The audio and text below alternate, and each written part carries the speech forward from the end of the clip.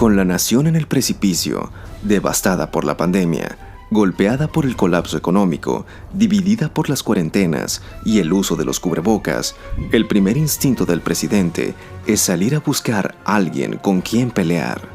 Mientras otros presidentes buscan enfriar la situación en momentos en los que abunda la hoja seca, el presidente juega con cerillos, le ruge a cualquier provocación, alentando desobediencia de los ciudadanos contra las medidas públicas de salud proclamadas por su propio gobierno, lanzando falsos cargos contra sus críticos, acusando a sus predecesores de crímenes no especificados, amenazando con quebrar a las redes sociales que le molestan. Al presidente ya le llaman la fuente de la división.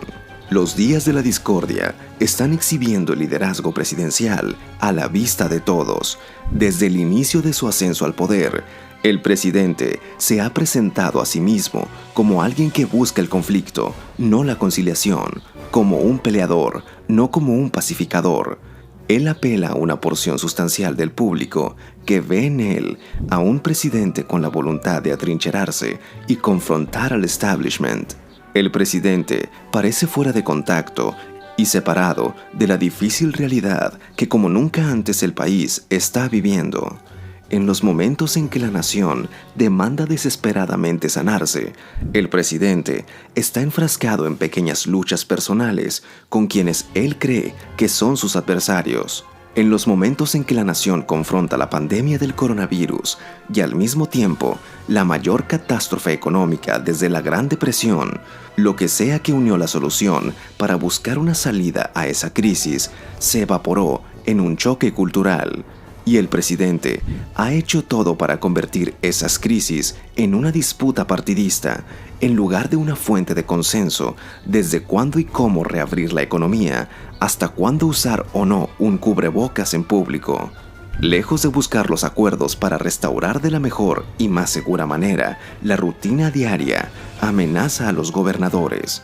La crisis de liderazgo demanda hoy mucho más de la casa presidencial que amenazas irresponsables a las redes sociales, pero la mayoría de los defensores del presidente rechazan la idea de que haya manejado mal la crisis bajo el argumento de que esas son tesis de la oposición y los medios de comunicación.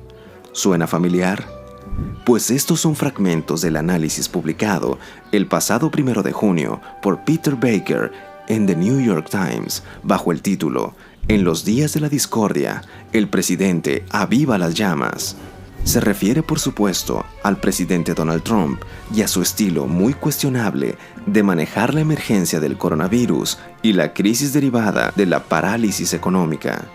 Pero vuelvan a releer cada párrafo y verán que esa realidad norteamericana no es distinta a la que vivimos en México. El nombre de Trump puede reemplazarse por el de Andrés Manuel López Obrador, y las citas son igualmente válidas, con una diferencia. A la crisis del coronavirus y a sus desastrosas secuelas económicas, en Estados Unidos ya se sumaron los disturbios sociales por la muerte de George Floyd, en una ola de indignación que sacó de su enclaustramiento a cientos de miles de norteamericanos.